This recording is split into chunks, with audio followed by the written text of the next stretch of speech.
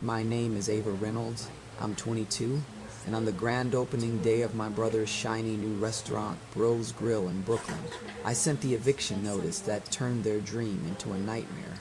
50 guests in ill-fitting suits clapped as Ethan cut the ribbon, the air thick with sizzling burgers and overbrewed coffee. Mom Sandra beamed in her knockoff Chanel. Dad Tom slapped backs like he owned Wall Street. That's when my email hit their inboxes, rent jumping from $5,000 to $15,000 a month, effective immediately, plus the $80,000 college fund they drained without a single phone call to me. 47 ignored texts from me over 8 months. The grill smoke turned acrid as the first phone buzzed. Before I tell you what they said and what happened after I walked out, tell me what time it is where you are and where you're watching from. I'm curious to see how far the story will travel. You know that specific silence at family dinners, where everyone knows the golden child gets the cake, but no one says it out loud? That was every Sunday for me growing up in our cramped 2-bedroom in Queens, New York. I'm Ava Reynolds, and from the time I was old enough to balance a checkbook age 12, my role was clear. The fixer, the invisible safety net. Ethan, my brother 3 years older, was the star. Dad, Tom would come home from his auto shop gig grease-stained hands waving another gift. For Ethan, a new Xbox at 14, a used Mustang at 18, even co-signing that 30 Keene-aside dollar student loan for his half-ass community college stint, hospitality, that he dropped after one semester. Family invests in winners, Dad would say, clapping Ethan's back while Mom Sandra nodded, her Chanel knockoff perfume cutting through the takeout smells. Me, I got the silent treatment upgraded to responsibility. By 14, I was logging into Mom's Capital One app to pay the electric bill. Because you're good with numbers, Ava. Good with numbers turned into my lifeline. High school at Francis Lewis, straight A's in math, but no college fund talk for me until I asked the SETs and got into NYU on partial scholarship for real estate finance. That's when the hidden pipeline really kicked in. Unknown to them, I started my part-time gig at a boutique property management firm in Midtown, 18 an hour, entering lease abstracts, running cap rate calcs on multifamily deals. Every paycheck, I'd siphon $1,200 a month into their joint Chase account. Why? Because the voicemails piled up. Ava, honey, the water's about to get shut off again. Family helps family.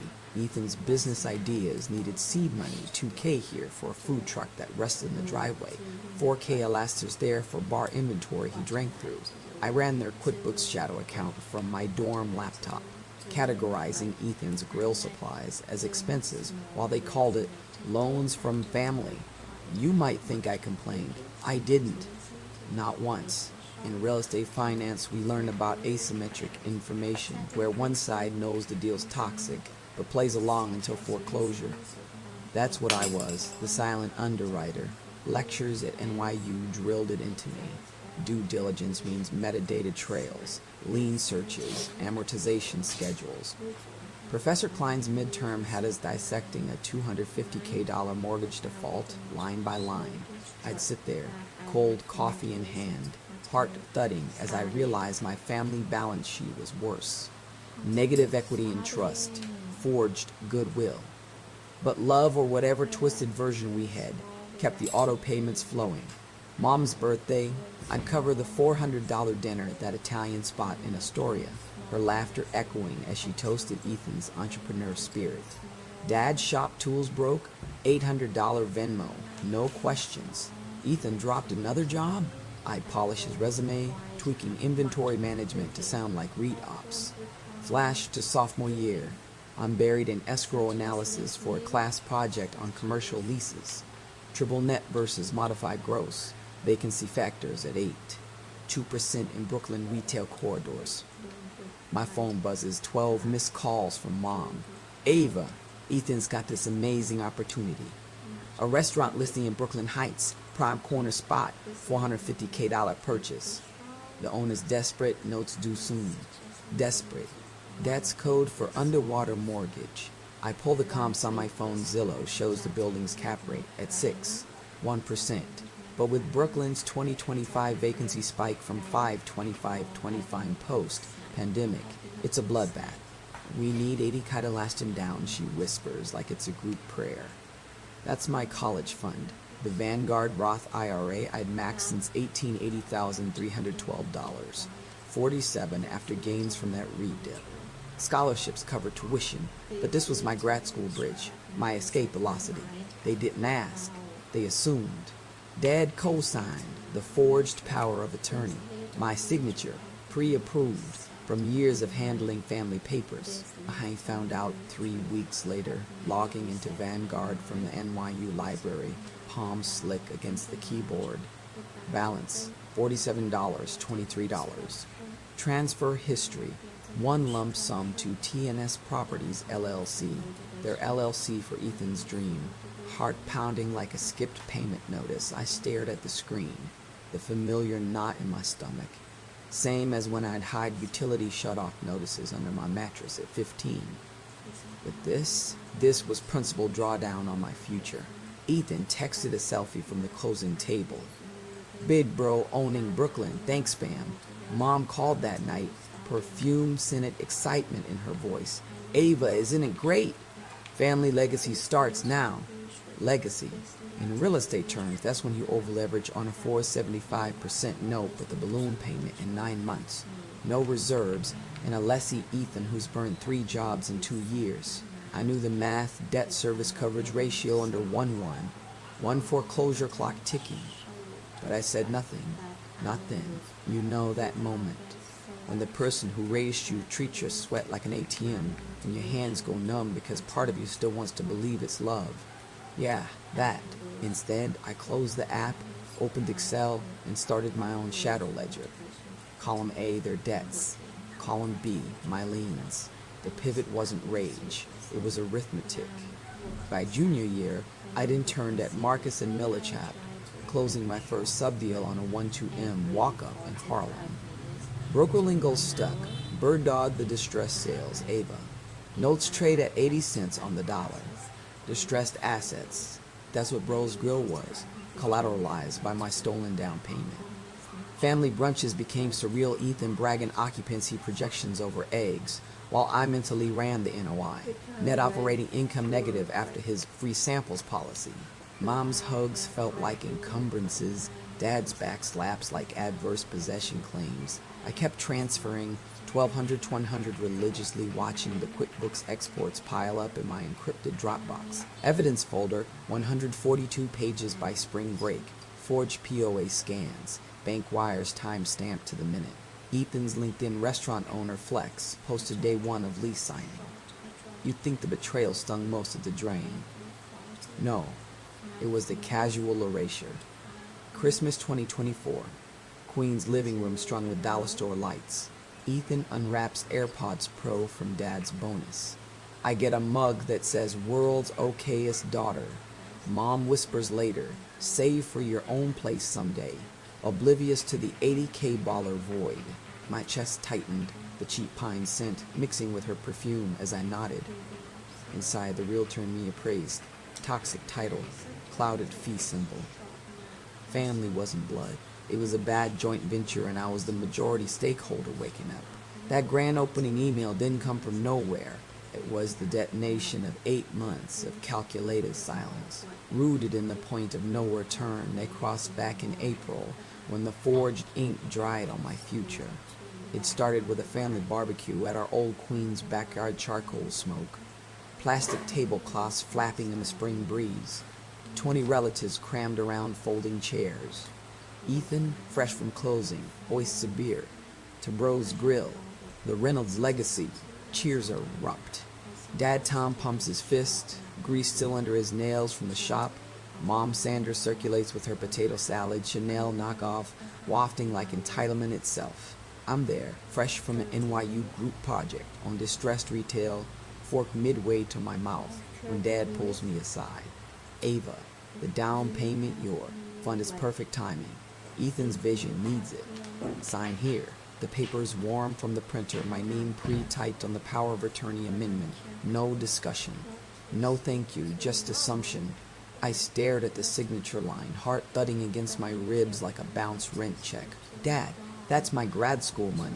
80 Kai dollars. He laughs, clapping my shoulder hard enough to slosh my soda. Family first, kiddo. You'll figure it out. You're the smart one. Smart one. The fixer. Ethan chimes in from the grill, flipping burgers. Yeah, Ava. Loans between siblings are tax-free. Live a little. Relatives nod. Aunts murmuring, support your brother. Mom leans in, eyes glassy. We've always counted on you. The silence that followed wasn't awkward, it was suffocating. The kind where your skin prickles because everyone knows, but no one cares. I signed, not out of weakness.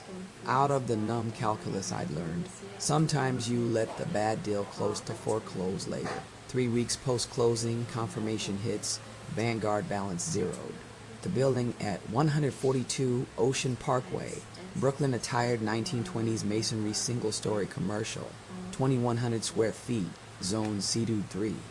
I'd already run the comps, assessed at 520Ks, but with a $420K underlying mortgage at 4.875%, balloon due October 1st, seller desperate after COVID vacancies hit 12% in the corridor.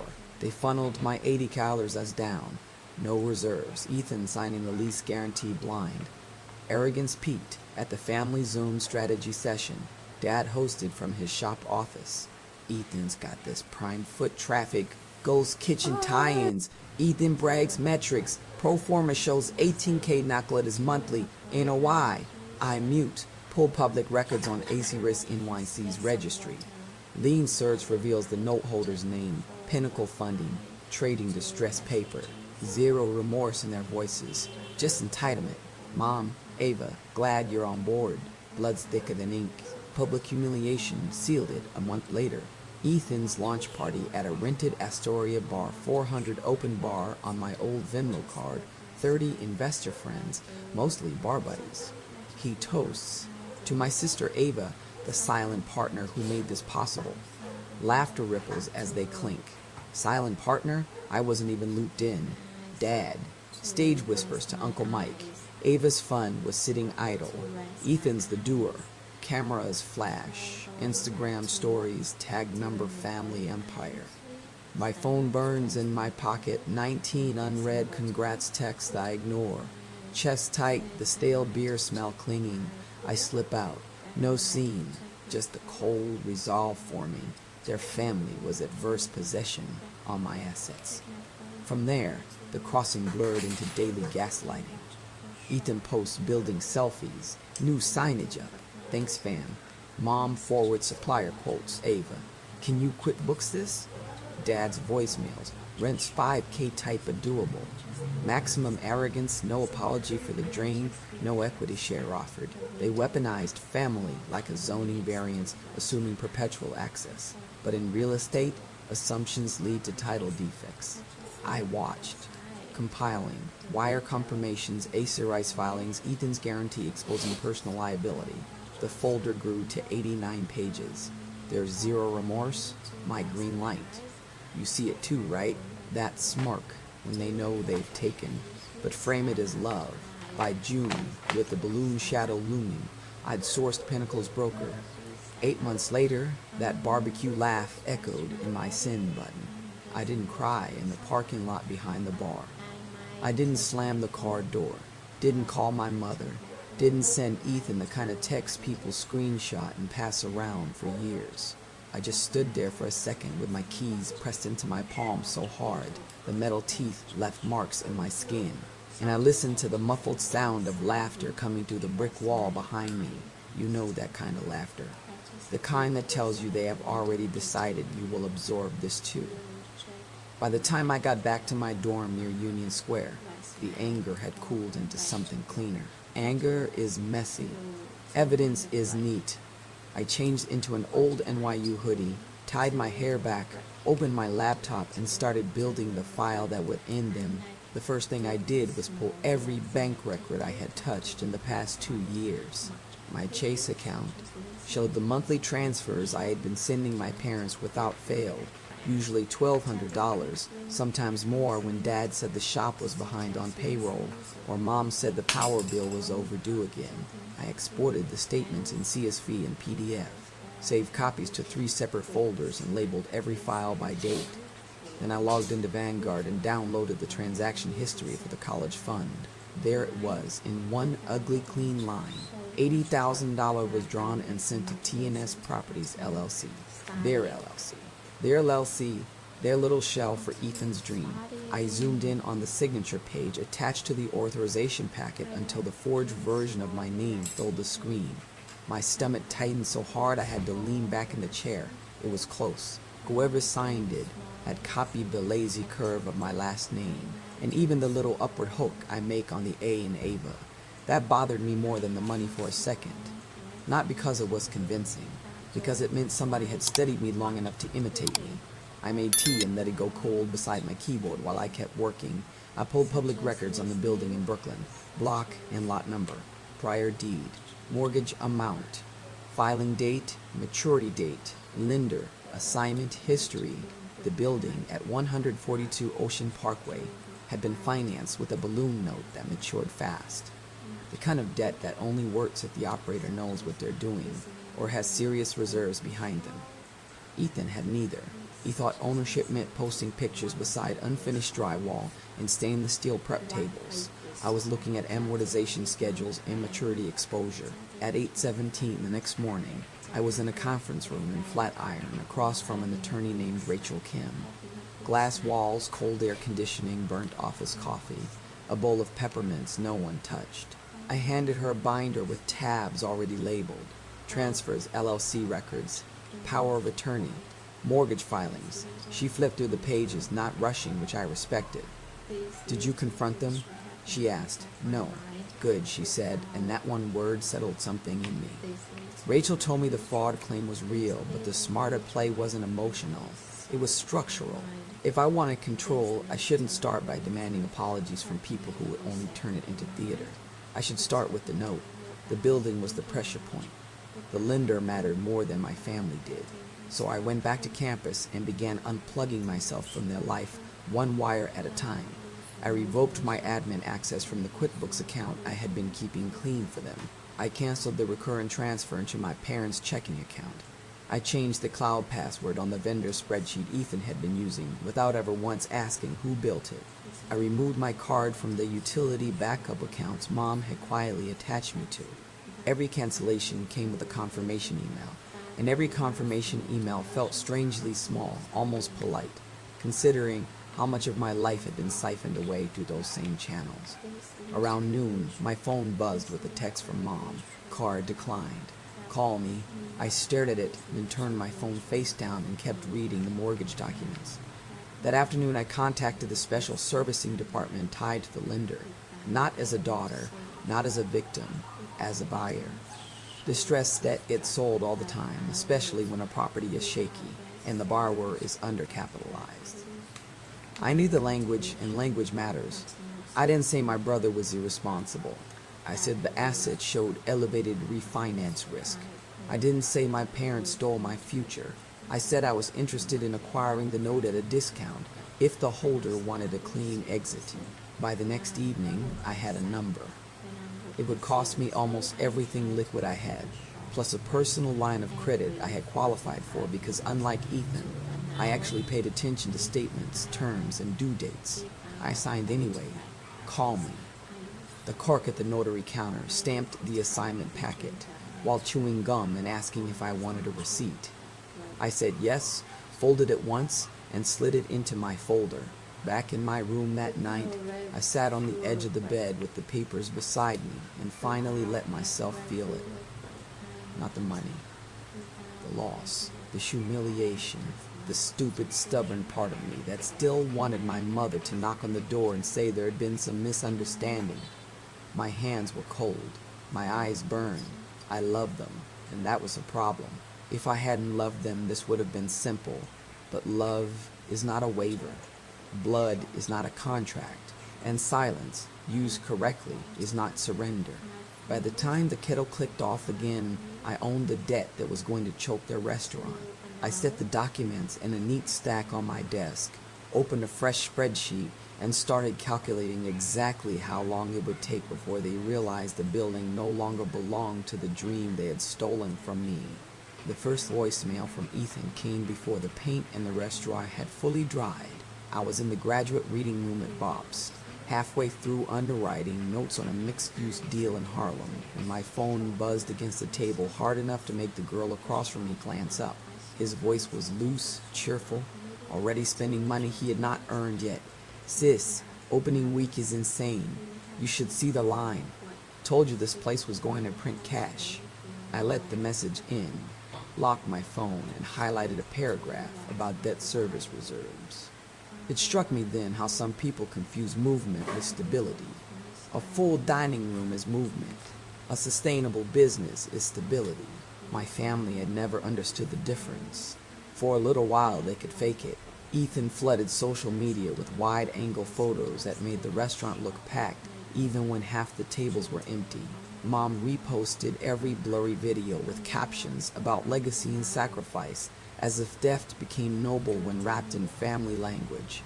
Dad started saying, "our building," the same way people say "our country" when they mean territory, not responsibility. I watched all of it from a distance with my phone on mute and a spreadsheet open beside me. Deposit patterns, vendor timing, mortgage maturity. I knew where the weak beams were. I was just waiting to hear the first crack. It came quietly, not with a dramatic collapse, but with the kind of administrative stumble people think no one notices. A payment posted late, then another. A produce supplier emailed the general restaurant inbox 3 times in 5 days asking when the balance would be cleared. I knew because Ethan, in a burst of false confidence, had never changed one of the recovery contacts on the old back-office system I built for them. I didn't log in or interfere. I just saw the signals the way a person sees rain moving across a window before they hear thunder. By the time the coffee in my second mug had gone cold in my apartment, the restaurant had started speaking a language I understood better than they did. Delay, patch, float, stall. Mom called more often, once the launch glow wore off. In the beginning, she still used the soft voice, the one mothers use when they want help, without admitting they're asking for help. "Ava, sweetheart, your brother's just under pressure. Restaurants take time." A week later, the softness thinned. "Can you just look over one thing for us?" Then thinner still. "Why did QuickBooks lock Ethan out?" I never answered. I would read the notification, place the phone face down on the table, and go back to work. You know, the point when guilt stops feeling like guilt and starts feeling like muscle memory? That was where I lived for a while. My body still reacted before my mind did. Tight chest, cold fingers, that old trained instinct to fix it. Then I would look at the forged signature in my folder and let the feeling pass. The deterioration accelerated in small humiliations. Ethan's voicemails got longer. The first few were still dressed in ego, just need a little bridge money. Then the performance cracked, vendors being weird. Then, "can you call me back today?" Then no script at all, just breathing, a scrape of traffic noise, and my name repeated too many times. I counted once, because counting made it clinical. In 4 minutes and 12 seconds, he said Ava 6 times, and family 4. He never said sorry. That told me everything. Outside, the season shifted. The trees along the avenue outside my building started dropping leaves, and the folder on my desk grew thick enough that I had to replace the binder rings. Inside it were bounced payment screenshots, certified mail receipts, copies of vendor liens, and a note assignment that made me, on paper, the calmest person in the room. Rachel would check in every few days with the kind of dry updates that felt almost soothing. Still no cure.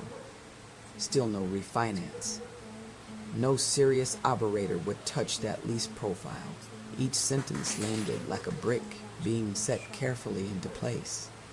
There was no rush.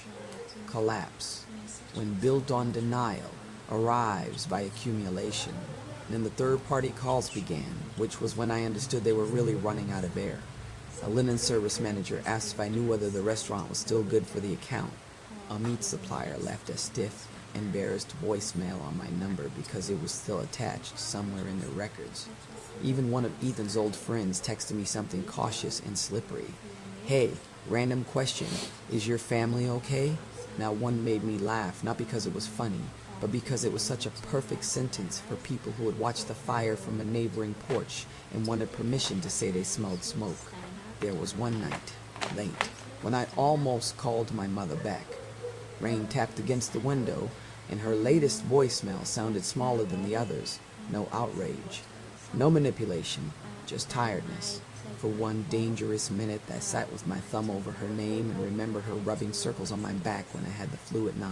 Remembered the smell of drugstore lotion and dishwasher steam and the terrible hope children keep long after it stops being wise. Then I opened the scanned power of attorney again. The forged curve of my name looked back at me, patient and ugly. Whatever love remained had to live beside reality, not instead of it. I put the phone down. By the time the city air sharpened and people started wearing heavier coats, the messages changed from requests to panic. Dad's voice, usually so certain, came through ragged and too fast. Ethan stopped pretending this was temporary. Mom cried openly on the 4th voicemail she left that week, and still I did nothing impulsive. I reviewed documents at midnight. I updated the arrears ledger. I flagged each missed obligation. I let the silence do what arguments never could. It forced them to finally meet the version of me they had spent years creating. The one who understood every number in the room, and this time was no longer using that skill to save them. They cornered me on a Thursday evening under the kind of fluorescent lighting that makes everyone look guilty. Ethan had texted, then called, then sent one final message through Mom's phone that simply said, "Emergency family meeting, please." The word please looked unnatural coming from them. I almost didn't go. But some endings deserve witnesses, and some lies deserve the courtesy of being dismantled in person. The restaurant looked worse than I expected. From the street, the windows still glowed warm enough to fool strangers, but inside the cracks were everywhere once you knew where to look. 2 tables sat uncleared near the wall. A soda gun leaked sticky syrup onto the floor mats. The air smelled like fryer grease, bleach, and panic. Ethan stood near the register in a button-down that had gone shiny at the collar. Dad had both hands braced against the chair back like he needed the furniture to hold him upright. Mom's lipstick was uneven, like she had put it on in the car without a mirror. No one hugged me.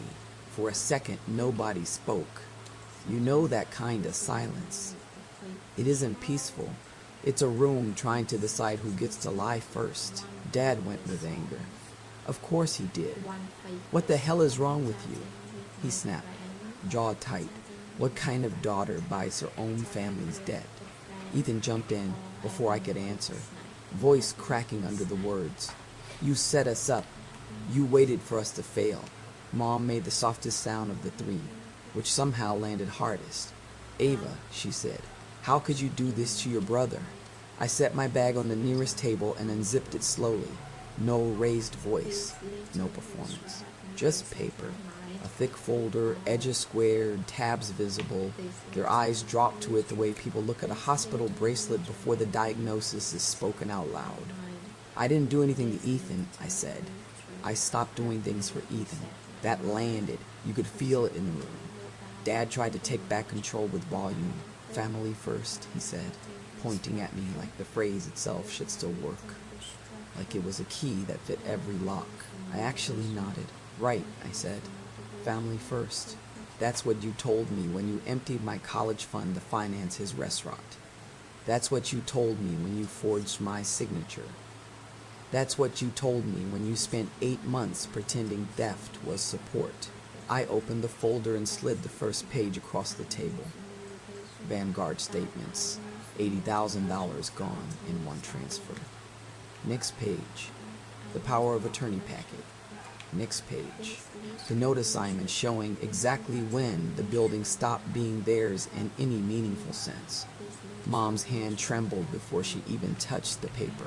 Ethan stared at the assignment as if looking harder might make the words rearrange themselves. Dad gave the document the quick, dismissive glance of a man who has built his whole life on assuming details are for other people.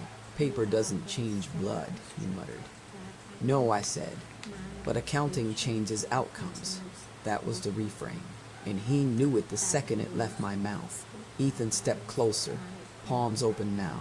the anger fraying at the edges into fear. You could have warned us. I looked at him and felt something in me go still. I did warn you, I said. You just only recognize my voice when it's helping you.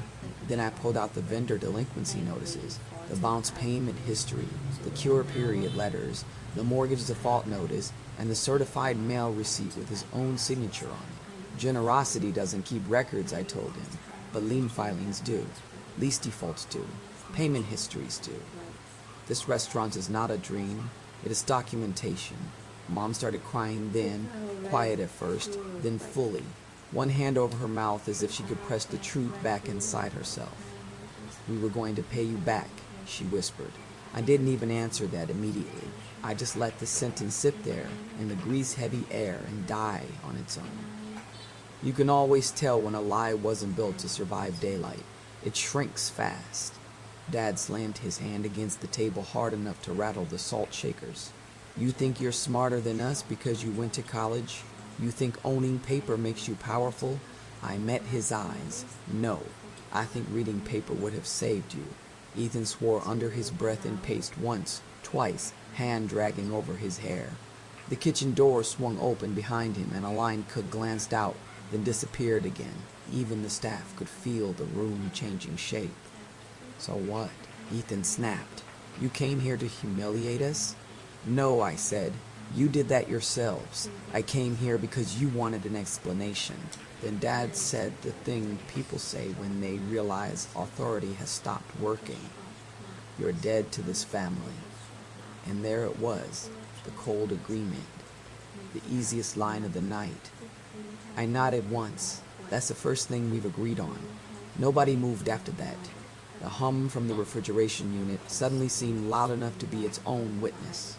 Mom's crying softened into those exhausted breaths people take when they understand the future has changed and no amount of pleading will roll it back. Ethan looked younger and uglier at the same time.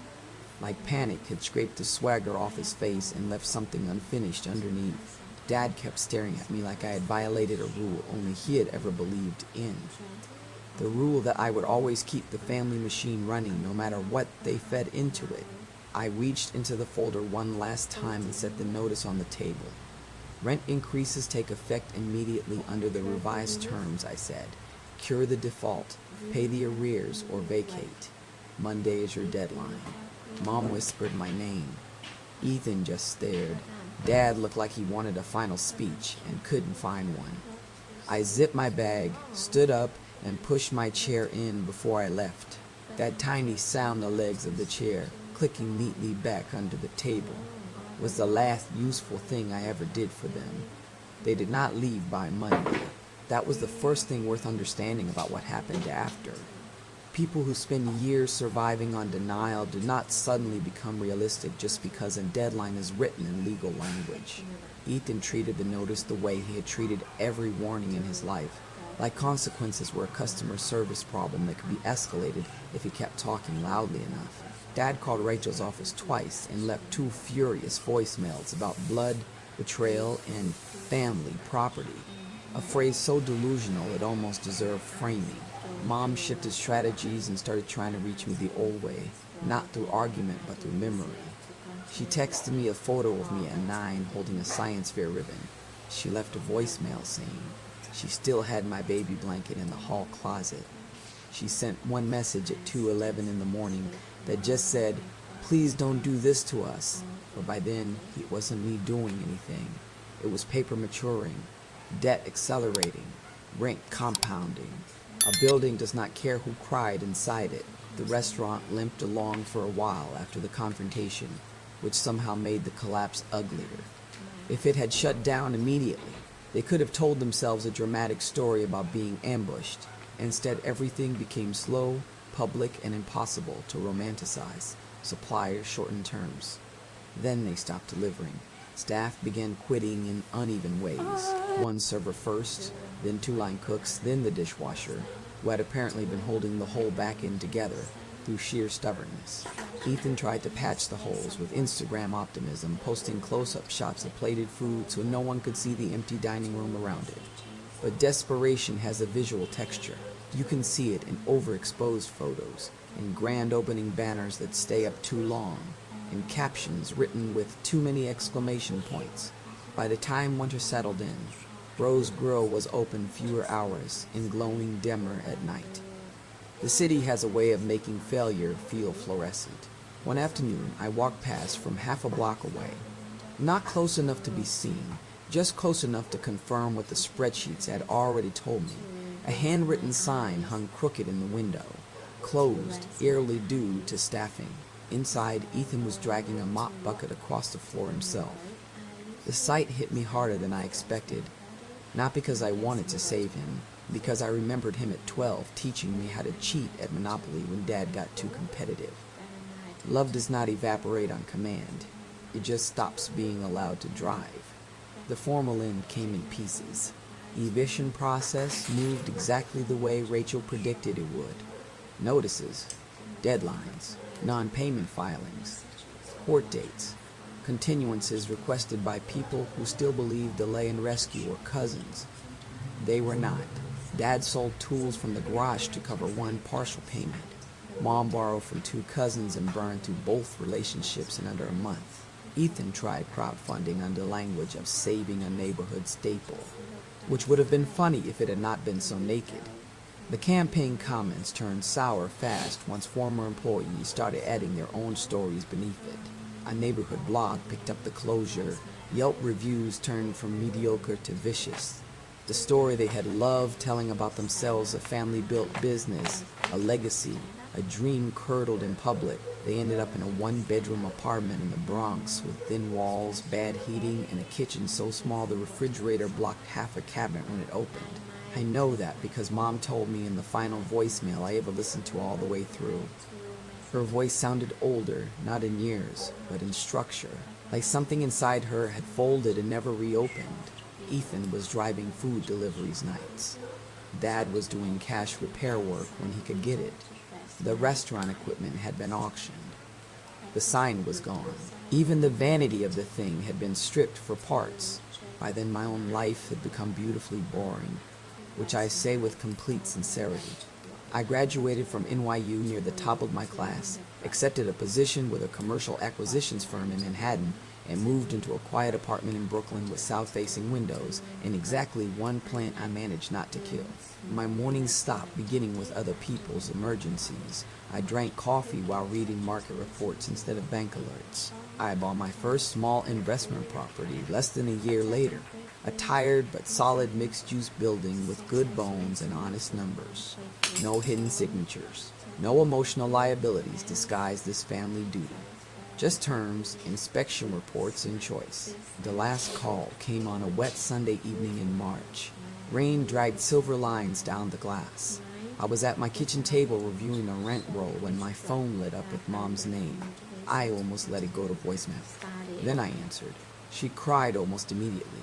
Not theatrically, not strategically, just tired, human crying. She said they had made mistakes. She said Ethan had changed. She said Dad was too proud to call, but not too proud to need help. Then she said the sentence I had known would come eventually. We're still your family. I looked out at the rain and felt something settle in me with surprising gentleness. You are my relatives, I said. Family would have required consent. She inhaled sharply, and for a second I thought she might fight. Instead, she whispered, "So that's it?" I kept my voice level. Consequences are not cruelty. They are what happens when the bill finally reaches the right address. Neither of us spoke after that. I ended the call first. If there is a lesson in this, it isn't that revenge feels good, though I won't lie to you and pretend justice is tasteless. It isn't even that boundaries save you, though they do. It's something smaller and more practical than that. The moment you stop explaining your pain to people who profit from misunderstanding it, your life gets quieter in the best possible way. You sleep better, your thoughts stop pacing, your money stops leaking into holes with names, and you learn that consequences are not the opposite of love. Sometimes they are the only language left that still tells the truth. If your family did this to you, would you forgive them or would you walk away? Let me know in the comments.